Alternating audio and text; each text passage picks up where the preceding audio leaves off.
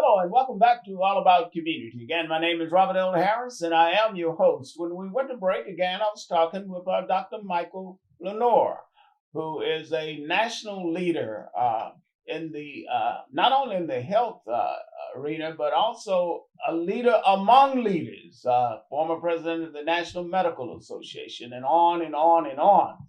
But I want to ask you, Michael, a little bit about the coronavirus and where we are today in terms of people taking the shot. Should they take it or should they not take it? I know I got mine. I got both shots. Well, I think there are a number of dynamics involved. I understand the appropriate skepticism of the African American community whenever anything is introduced. The Tuskegee thing looms large in our consciousness. But in Tuskegee, they didn't give you medicine. They gave you disease, but they didn't treat you. In this situation, I think this is a treatment. Now, what's different about this virus? Well, first of all, it affects so many people, and it's a lethal virus. And it's likely to change in terms of what you call variants. Variants are just mistakes the virus makes in replicating itself. But this mistake may give it a competitive advantage in attacking people. So that's one thing about it. It's different. The second thing about it is it's not been seen in the population. So there's no what we call, quote, herd immunity. Mm-hmm. For instance, for many, many years, African Americans have been skeptical about all vaccines. We are much less likely to be vaccinated from some of the 14 or 15 common diseases for which there are vaccinations. And when outbreaks occur, we're disproportionately affected. But we're able to kind of get away with that because everybody else around you was vaccinated. So you weren't likely to encounter polio or measles or mumps or rubella. But this is a virus no one has seen. And so consequently, when you when you go out and among other people, many people are not vaccinated, so you're much more likely to get this virus. And it's much more likely not just to permanently change your clinical condition, but to kill you. And so consequently, that's one thing. Secondly, there was a concern that, well, where did this come from? Well, you have to look at this viruses like trees. Trees of certain types, like juniper or pine, have the same kind of trunk. Mm-hmm. They may differ in the branches, they may look differently, but the trunk is very fundamentally the same. So if you make a vaccine toward the trunk, then you can pretty much fix it to deal with the leaves of the tree. All right, so under that scenario, we've been working on the trunk of coronaviruses for a long time.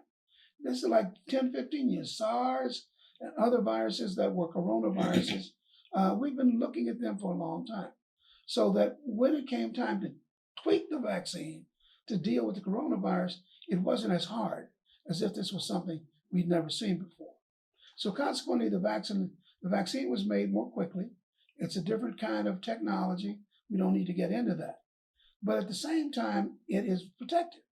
And it's protective not only against COVID-19, but some of the variants. And so that's one issue. I think the second issue is that if you look at the way in which you're going to have to live beyond this pandemic, don't kid yourself.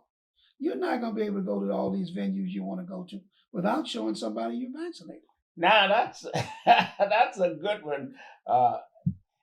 Proof of vaccination is probably going to be a reality. Yeah, you and I know that, Bob. And, oh, no, this is America.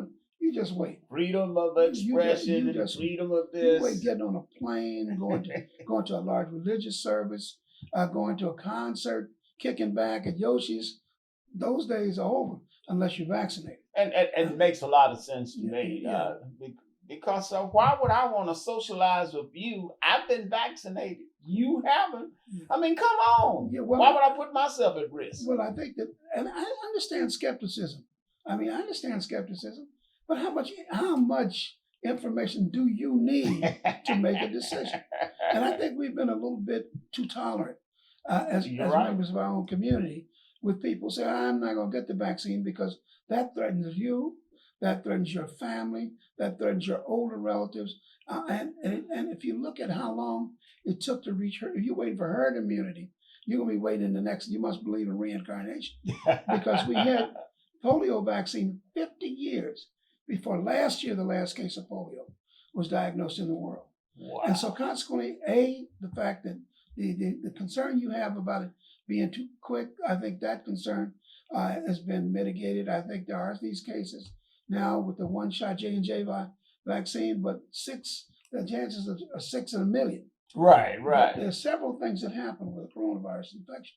One, you can get sick, go to the hospital, and die. And secondly, a third of all patients with the corona who have had any kind of coronavirus infection have some residual. Either there's mental situations or their hearts are involved, their lungs are involved. So having the infection and getting over it doesn't free you from the long-term consequences. So I think it's time for after we are 12% of the population, 8% of the people getting the shots.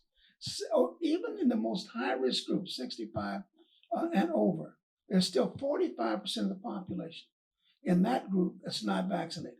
So the long and the short is get the vaccination. It is important. It's not only important for me personally, it's important for everybody that I know. So let's not be, shall I say, stupid about this thing. Let's get it and get it now. Put aside all those, whatever they are, excuses for not getting the virus. We're going to have to go to break, so don't touch that remote. We will be right back with All About Community. Again, my name is Robert L. Harris, and I am your host.